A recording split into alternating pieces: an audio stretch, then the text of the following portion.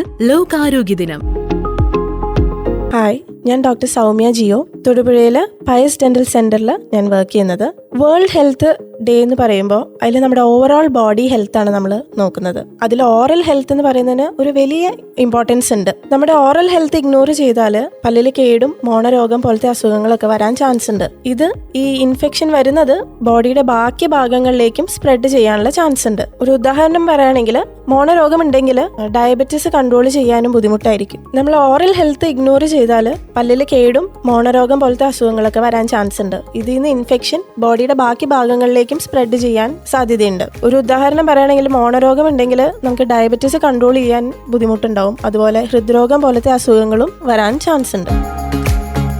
ഒരാൾക്ക് സെൽഫ് എക്സാമിനേഷനായിട്ട് നമുക്ക് മിററിൽ നോക്കിയാൽ തന്നെ പല്ലിലെ കളറിലെ വ്യത്യാസം ഒക്കെ ഉണ്ടെങ്കിൽ നമുക്ക് കണ്ടുപിടിക്കാൻ പറ്റും. അതുപോലെ ഭക്ഷണം പല്ലിലെ ഇടയിൽ കയറുന്നുണ്ടെങ്കിൽ, അല്ലെങ്കിൽ ഭക്ഷണം കയറിയിരിക്കുമ്പോൾ വേദന ഉണ്ടെങ്കിൽ, പിന്നെ തണുത്തത് ചൂടുള്ളത് അല്ലെങ്കിൽ മധുരമുള്ള ഭക്ഷണം കഴിക്കുമ്പോൾ പുളിപ്പുണ്ടെങ്കിൽ ഒക്കെ നമ്മൾ ഒരു ഡെന്റിസ്റ്റിനെ കാണേണ്ടതാണ്.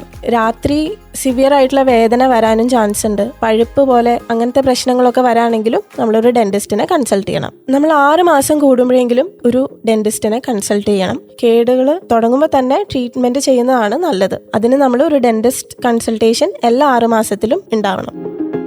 പല്ല് ക്ലീൻ ചെയ്യുമ്പോൾ പല്ലിന് പ്രശ്നം ഉണ്ടാവാം എന്ന് പറയുന്നത് ഒരു മിത്താണ്. പല്ല് ക്ലീൻ ചെയ്യുന്നത് കൊണ്ട് നമ്മൾ പല്ലിൽ ഒട്ടിപ്പിടിച്ചിരിക്കുന്ന ഡെപ്പോസിറ്റ്സിനെ മാത്രമാണ് നമ്മൾ കളയുന്നത്. അതുകൊണ്ട് പല്ലിനോ മോണയ്ക്കോ ഒരു പ്രശ്നവും ഉണ്ടാവില്ല.